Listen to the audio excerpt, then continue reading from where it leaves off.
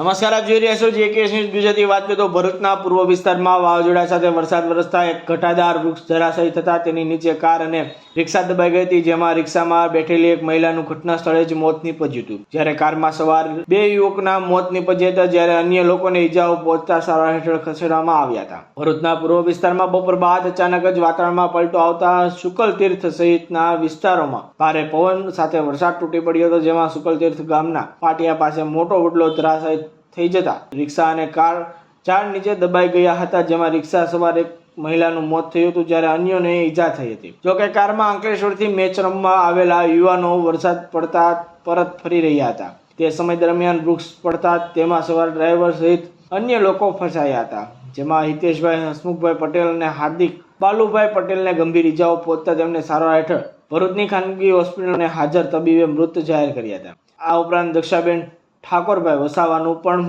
મોત નીપજ્યું હતું. આ ઘટના અંગે નબીપુર પોલીસે અકસ્માત મોતનો ગુનો નોંધી વધુ તપાસ હાથ ધરી છે. જોકે ઘટનાની જાણ થતાં સામાજિક કાર્યકર ધર્મેશ સોલંકી તાત્કાલિક ઘટનાસ્થળ પર દોડી પહોંચ્યા હતા અને બચાવની કામગીરી શરૂ કરી હતી.